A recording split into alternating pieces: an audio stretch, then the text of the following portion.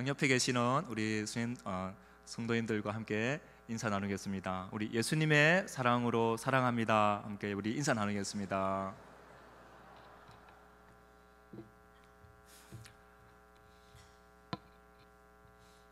온 교인이 함께 서로 사랑하며 사는 것이 얼마나 어려운지 모릅니다.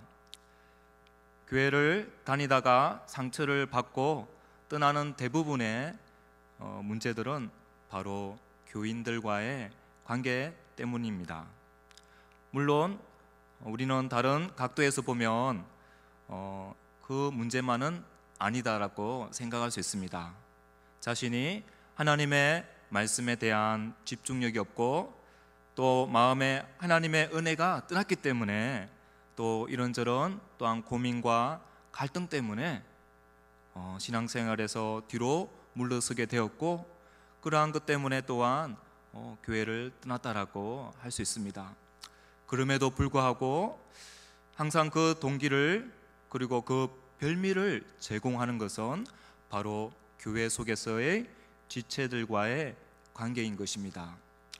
사역을 하다 보면 참 교회를 섬기는 그런 모습들을 볼 때 한 사람 한 사람은 너무나 탁월한 것을 보게 됩니다. 그런데 함께 섬김을 해 나갈 때 그러한 장점들을 사용해서 이렇게 협력하여 선을 이루는 것보다 장점은 사라지고 단점이 합하여서 악을 이루는 그러한 상황을 볼 때가 참 많이 있는 것 같습니다. 교회가 특별히 오래될수록 계속 지내온 사람들과 잘 뭉치고, 그래서 새로 들어온 성도들이 잘 적응하지 못한다는 그러한 이야기를 우리는 종종 듣게 됩니다. 마음이 잘 맞는 사람과 잘 지내는 것이 뭐가 죄가 되겠습니까? 그러나 문제는 그렇지 않은 사람들과 함께 관계를 맺고 사는 것입니다.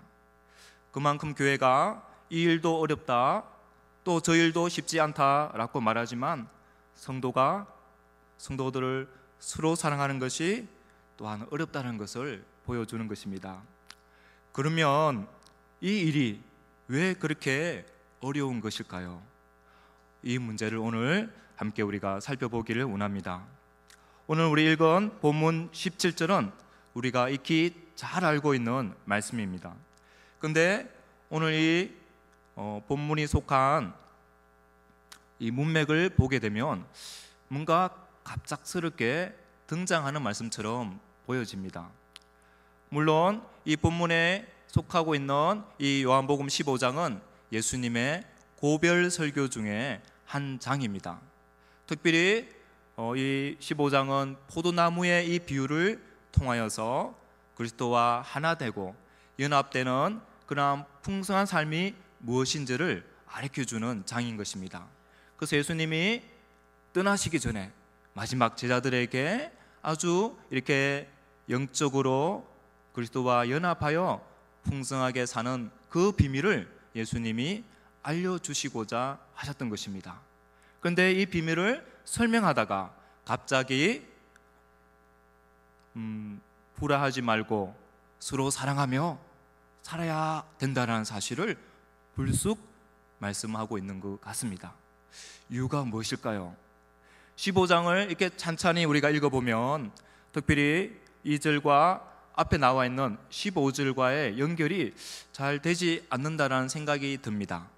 우리 한번 16절 말씀을 함께 읽어보겠습니다. 16절 말씀. 너희가 나를 택한 것이 아니요 내가 너희를 택하여 세웠나니 이는 너희로 가서 가시를 맺게 하고 또 너희 열매가 항상 있게 하여 내 이름으로 아버지께 무엇을 구하면 다 받게 함이라. 예수님이 제자들에게 선택과 그리고 열매와 기도에 대해서 말씀하시다가 느닷없이 내가 이것을 너희에게 명하는 것은 너희로 서로 사랑하게 하려 함이다 라고 간단하면서도 그리고 명백한 말씀으로 우리에게 요구하고 계시는 것입니다. 자, 이것을 우리가 어떻게 설명할 수 있을까요? 먼저 이 말씀은 1차적으로 예수님과 가까이 지냈던 제자들을 향하여 하신 말씀인 것입니다. 그들을 향해서 예수님께서 내가 너희에게 이런 영적 하나됨의 비밀에 대해 말하는 것은 바로 너희들이 서로 사랑하며 살기 위함이다라는 것을 보여주고자 하는 것이었습니다. 결국은 그리스도인의 영적인 연합을 통해서 또한 이 성화의 비밀을 이야기하면서 예수님께서 무엇보다 목표하는 그러한 목표가 있다는 것입니다. 그것은 바로 그리스도의 연합을 통한 그분과의 관계를 통하여 은혜를 받은 것이 바로 지체를 서로 사랑하며 섬겨야 된다는 것을 말씀해 주고자 하는 것입니다. 그래서 이것은 특별히 우리 교회가 성화의 정도를 보여주는 아주 좋은 바로메타가 될 수 있다는 것입니다. 그래서 저는 오늘 여러분들에게 이 중요한 복음의 사실을 상기시켜 드리고자 합니다. 특별히 한 교회가 얼마나 그리스도 안에서 성화되었는가 라는 것은 바로 선교를 하는 어떤 모습이나 아니면 설교를 듣는 어떤 그러한 태도를 통해서, 아니면 구제를 하거나, 아니면 교회가 여러 많은 이런저런 일들을 통해서 교회가 성화되었다는 것을 잘 분별하기는 쉽지 않습니다. 무엇으로도 이렇게 교회가 성화되었는지 그렇게 무엇으로 알 수 있을까요? 그것은 바로 교인들과의 서로 사랑하는 모습인 것입니다. 그들의 공동체 안에 들어가 보면 교회의 그 성화의 정도를 알 수 있는 것입니다. 그런데 이제 우리는 이런 생각을 하게 됩니다. 근데 왜 성도들이 서로 사랑하면서 살아가는 모습이 왜 그렇게 어려운가 하는 것입니다. 참 재미있는 것은 신앙의 수준과 또한 길이와 상관없이 모든 것을 불문하고 모든 사람들이 힘들어하는 문제가 있습니다. 그것은 무엇일까요? 그 문제는 바로 미움과 용서의 문제인 것입니다. 누구도 이 문제에 대해서 자유하다라고 말하기가 쉽지 않을 것입니다. 제가 사역하면서도 참으로 이 문제가 제일 어려운 문제 중에 하나인 것을 경험하게 되는 것입니다. 특별히 이 문제에서 특별히 우리를 더 힘들게 하는 것은 무엇보다 믿는 사람들끼리의 미움인 것입니다. 그런데 여기서 지금 미움을 이야기하자는 것은 아닙니다. 미워하지 말라든지 원수 갚지 말라는 것이 아니라 사랑하라라고 하는 것입니다. 이것은 너무나 성취되기가 불가능한 것처럼 보이기도 합니다. 그런데 여기에서 쓰여진 특별히 사랑을 이야기할 때 이 사랑은 무엇인지 아십니까? 이 사랑은 바로 아가페입니다. 아가페, 그 사랑은 인본주의의 사랑이 아니라 바로 하나님의 사랑을 말하는 것입니다. 정말 사랑할 수 있습니까? 잘생긴 형제, 예쁜 자매를 보면서 느끼는 그러한 사랑의 충동이 아니라 진짜 사랑할 수 있냐는 거죠. 이 세상에 태어난 사람들 중에 참으로 그리스도인이라 할지라도 한 평생을 살면서 한 영혼을 제대로 사랑하지 못하고 죽는 경우가 많이 있다라고 저는 생각이 됩니다. 왜 그런지 아십니까? 바로 13절을 우리 함께 읽어보겠습니다. 13절, 사람이 친구를 위하여 자기 목숨을 버리면 이보다 더 큰 사랑이 없나니. 그리스도인의 사랑의 정도는 바로 친구를 위해서 자기 목숨을 버리는 사랑인 것입니다. 자신의 생명보다 남을 더 사랑하는 경험이 있냐는 것이죠. 예수님은 그러한 사랑으로 우리를 사랑하여 주셨고 그 사랑을 보여주셨습니다. 예수님이 명한 대로 그렇게 행하면 바로 나의 친구다라고도 말씀하고 있는 것입니다. 그래서 한 사람의 그리스도인이 또 한 사람의 그리스도인을 그리스도의 그 사랑으로 진실되게 사랑한다는 것은 바로 성화의 최고봉이라고 할 수 있는 것입니다. 특별히 이것은 두 가지 이유 때문에 성화의 최고다고 말할 수 있습니다. 첫째는 바로 인간의 심한 부패성 때문입니다. 하나님이 우리 인간을 흙으로 빚으시고 만드셔서 한 사람의 온전한 사람으로 하나님의 형상을 닮아가며 간직하며 살기를 원하셨습니다. 그렇게 살기 위해서 하나님의 그 손이 흙으로 사람을 빚어서 만드신 것처럼 모든 관계에서 그 사랑의 터치를 받으며 살아야 했습니다. 그래야지만 비로소 인간이 인간다운 그러한 모습을 갖추고 살 수 있게 되는 것입니다. 그런데 그만 죄가 들어와서 그 죄로 말미암아 결국은 사랑받아야 할 그 대상, 사랑해야 할 그 대상이 바로 죄로 말미암아 망가지게 된 것입니다. 특별히 원죄라는 이 죄로 말미암아 우리가 죄책과 또한 그 부패 때문에 우리의 마음이, 우리의 영혼이 죄와 부패함으로 변화되어지게 된 것입니다. 그러나 우리 그리스도인은 바로 이 부패함의 이 문제, 원죄의 문제를 바로 칭의를 통하여 해결함을 받게 됩니다.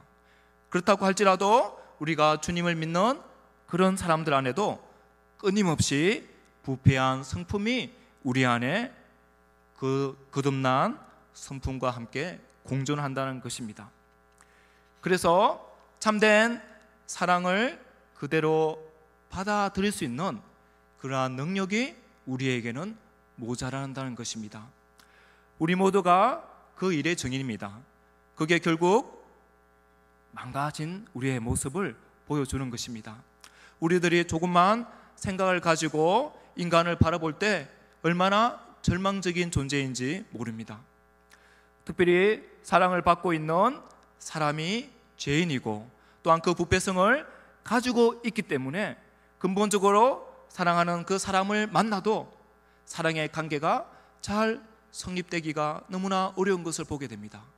사랑해주고 싶은데도 그 사랑받는 존재가 망가져 있기 때문에 그 사랑을 받아들이지 못한다는 것입니다.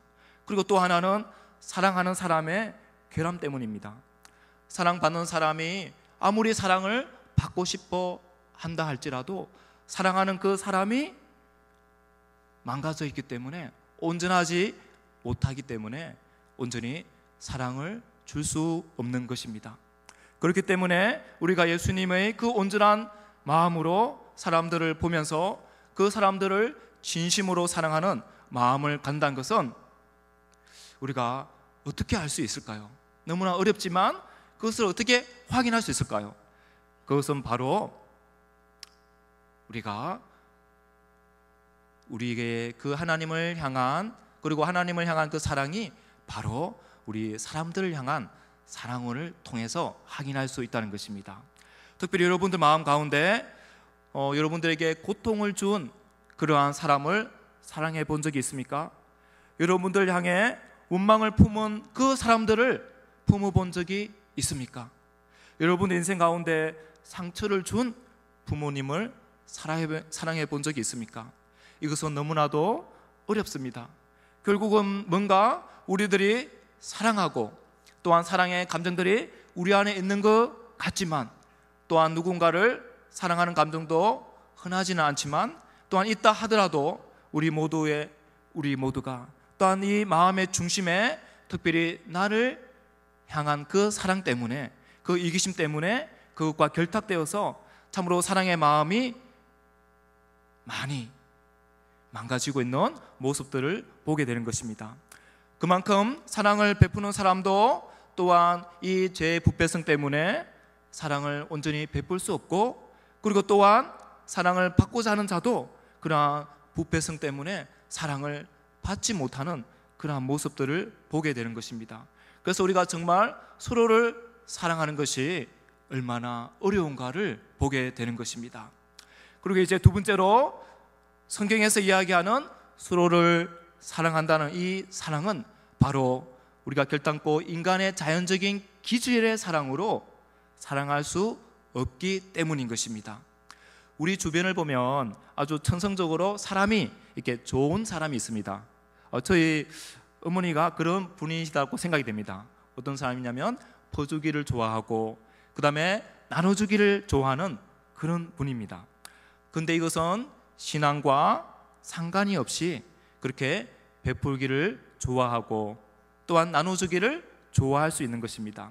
그런 기질과 또한 여기서 말하고 있는 그 서로 사랑하라라는 이것과는 거의 관계가 없습니다. 신앙의 그 세계 안에는 자연적인 이 기질이 특별히 그렇게 중요한 것은 아닙니다. 중요한 것은 뭐냐면 그리스도 안에 있는 바로 성화를 통해 거듭난 성품인 것입니다. 이것이 중요한 것입니다. 여러분들 중에 특별히 천성적으로 아주 이렇게 부담이 되는 사람들이 있습니까? 기질을 가진 것 중에서 특별히 성격이 불같은 성격을 가진 분들, 또한 항소고집이라고 부를 정도로 그런 고집을 가진 분들, 그리고 남의 말을 절대로 잘 듣지 않는 그러한 성품을 가진 분들이 계십니까? 괜찮습니다. 그런데 대신 우리가 이 성질을 특별히 하나님 앞에 역사하실 수 있는 그러한 기회로 사용한다면 그것은 분명히 은혜가 되어진다는 것입니다. 그래서 우리는 특별히 이러한 너무나 다른 사람들에게 부담이 되는 기질을 가진 사람들은 특별히 이러한 복음성을 많이 불러야 합니다. 부서져야 하리, 깨어져야 하리, 더 많이 부서져야 하리. 그런데 이것이 얼마나 은혜인지 모릅니다. 저도 정말 그런 면에서 보면 하나님의 은혜를 많이 받은 사람이라고 생각이 됩니다. 저는 저의 여린 성격 때문에 참 많이 아파하고 울었습니다. 사춘기 시절을 보내면서 너무나 부끄러워하는 내성적인 성격, 너무나 감정적인 그런 성격, 사교성이 부족하는 것 때문에 참 많이 힘들어했습니다. 그러나 예수님을 만나고 나서 참 많이 변화되었고 그 약점을 통해서 하나님을 더 의지하게 된 그런 경험이 있는 것입니다. 그렇기 때문에 이 세상에서 제일 못난 사람이 뭐냐면 바로 열등감에 시달리는 사람인 것입니다. 그렇게 하면 안 되는 것입니다.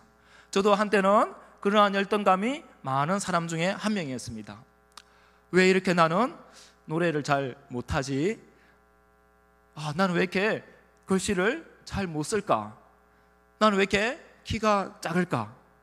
이러한 열등감 때문에 참 힘들었던 시간들이 있었습니다. 그러나 약할 때 강함 되시는 주님을 만나고 나서 이제 나에게 생각되는 이러한 열등감들이 저에게는 이제 열등감이 아니라 그것을 통하여 하나님의 은혜를 받는 귀한 수단이 된 것입니다. 그래서 참 많이 자유해졌습니다. 그래서 우리가 주님을 깊이 알면 알수록 나는 자랑할 것이 없다는 것입니다. 자연적인 그러한 특질을 가지고 자기의 부족함을 볼 수가 있습니다. 그러나 나는 부족하기 때문에 하나님의 일을 하나님이 일하실 여지가 많다라는 사람인 것을 인하여 감사했으면 좋겠습니다. 그래서 저는 이렇게 못된 사람이기 때문에 하나님의 살아계심을 많이 체험할 수 있는 그런 기회를 온전한 당신보다 더 많이 가지고 있습니다 라고 믿음의 고백을 할 수 있는 우리 여러분들이 되시기를 바랍니다. 그렇게 서로 사랑하라는 계명은 단순하고 분명한데 그것을 못하는 이유가 바로 첫째는 사랑받는 사람이나 사랑하는 사람이 결함을 가지고 있기 때문인 것입니다. 둘째로 이런 사랑이라는 것은 결국 육신 속에서 우러나오는 그런 자연적인 기질을 가지는 그런 사랑이 아니라 바로 아가페의 사랑의 성취이기 때문인 것입니다. 그래서 우리의 자연적인 그 기질로는 이러한 말씀을 성취할 수 없다는 것입니다. 그렇다면 우리가 무엇을 통해서 성취할 수 있을까요? 그것은 인간적인 힘으로 되지 않습니다. 이렇게 결함이 있는 지체가 또한 결함이 있는 그 지체를 깊이 아가페적인 이 사랑으로 사랑하려면 어떻게 해야 할까요? 그 아가페의 사랑을 이루기 위해서는 분명히 그리스도와의 영적인 연합의 토대가 있어야 합니다. 그리고 그러한 원리에 거하는 것뿐 아니라 또한 실제적인 말씀과 기도를 통한 경건하는 삶을 통하여서 그분과의 생명력 있는 끊임없는 그분으로부터 오는 영적인 은혜를 공급받아야만 가능하다는 것입니다. 그래서 우리가 매일 말씀을 묵상하고 매일매일 기도하는 것이 너무나 중요하다는 것입니다. 이 사랑이 인간적이고 자연적인 어떤 결심을 통해서 그냥 자동적으로 흘러나온 그러한 사랑이 아니라 바로 결함이 있고 또한 그러한 결함을 가진 성도들이 있기 때문에 이 아가페의 사랑을 통해서만 특별히 그리스도의 연합을 통한 그리스도의 그 은혜를 우리가 공급받음으로 말미암아 그 사랑이 흘러갈 수 있다는 것입니다. 그러면 어떻게 하면 성도들이 서로 사랑하는 이 일들을 어떻게 보면 굉장히 쉽다라고 생각할 수도 있습니다. 이 세상의 동호회를 보십시오. 우리가 동호회 모임과 그 다음에 이익단체들의 모임, 동아리 모임들을 보면 서로가 동지의식을 가지고 느끼면서 서로를 사랑하지 않습니까? 그런데 사실은 신앙의 세계에 있어서는 그렇게 간단하지 않다는 것입니다. 왜냐하면 세상 사람들이 추구하는 사랑과 우리들이 추구하는 사랑이 다르기 때문입니다. 그러니까 보십시오. 성도들이 성도들을 사랑하지 못하고 헐떡고 미워하고 또한 그렇지 않다 하더라도 그냥 휴지를 보는 듯하며 지나가는 이러한 모습들은 결국은 그 공동체의 성화의 정도를 보여주는 것입니다. 우리가 옛날에 수직적인 관계, 수평적인 관계라는 그런 이야기를 많이 들어봤습니다. 근데 이것도 다 꿈꾸는 소리입니다. 그렇게 되는 것이 아닌 것입니다. 하나님을 사랑하는 것과 인간을 사랑하는 것이 하나로 통합되어 있고 분리되지 않는다는 것입니다. 하나님을 사랑하는 만큼 이웃을 사랑할 수 있는 것입니다. 하나님을 사랑하는 것이 따로 있고 이웃을 사랑하는 것이 따로 있는 것이 아닙니다. 바로 한 아가페의 그 사랑이 있는 것입니다. 그러니까 여러분들이 자신이 정말 그리스도 안에 있는 사람인가라는 것입니다. 우리가 원리적으로 모두 그리스도 안에 있지만 실제로 그리스도 안에서 축복을 누리며 사는 사람인가라는 것입니다. 끊임없이 그리스도 예수의 그 생명이 우리 안에서 역사하고 또한 이 영적인 성화의 비밀 가진 사람인가라는 것입니다. 이것이 여러분들이 다른 사람들과의 관계를 통해서 확인된다는 것입니다. 우리들은 우리 자신을 찌르고 또 다른 사람을 찌르는 삶을 살았습니다. 그러나 하나님은 이 세상에서 그러한 모습을 보실 수가 없어서 우리를 수많은 사람 가운데 유독 우리를 선택하여 주셔서 우리에게 그 사랑의 손을 내미셔서 우리를 불러주셔서 우리에게 가시나무가 가득한 우리의 내면 세계를 치료해 주셨습니다.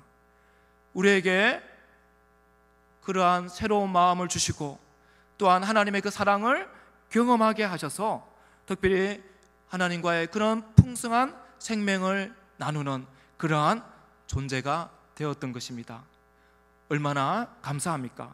이제 우리들의 해야 할 일들은 바로 열심히 그분 안에 거하고 그 생명을 누리고 나누면서 우리 안에 있는 이 부패한 성품과 싸우면서 사랑하지 못하는 사람을 온전히 사랑할 수 있도록, 그러니까 우리가 그렇게 다시 한번 하나님의 그 형상을 회복하기 위해서 다시 한번 그리스도 안에 거하기를 힘써야 된다는 것을 말씀드리고자 하는 것입니다.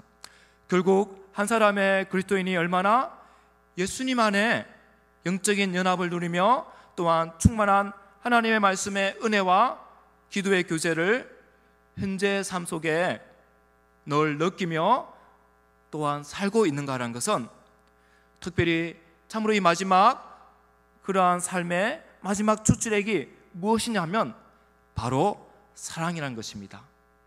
이 아가페의 사랑이라는 것을 기억하시기를 바랍니다.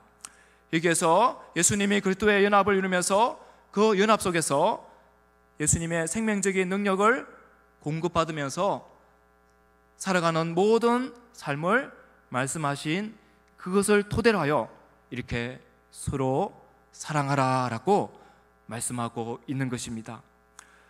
여러분들은 그리스도 안에 거하고 있습니까? 그분의 충만한 능력 속에서 살고 계십니까? 십자가를 통해 흘러나오는 그러한 경건의 능력과 생명의 부유함 속에 살고 계십니까?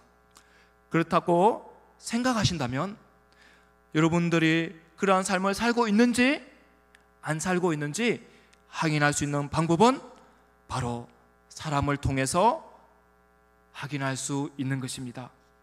내가 주님의 참 사랑을 알고 주님의 생명 그 가운데 살고 있다면 분명히 연대의식을 가지고 있다는 것입니다. 그리고 에이던 윌슨 톨즈라는 그 작가는 이런 얘기를 했습니다. 오늘날 그리스도인들이 하나 되자 하면서 열심히 하나 되자고 서로 손잡고 결심하지만 그보다 더 중요한 것은 한 사람 한 사람이 주님을 추구하는 것입니다.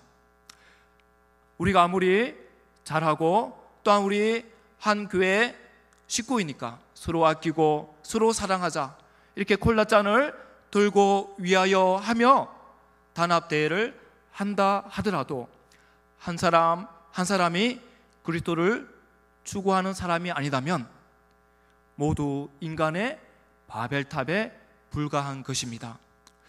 여러분이 무엇이 여러분의 신앙의 목표입니까? 무엇이 여러분의 삶의 궁극적인 목적입니까?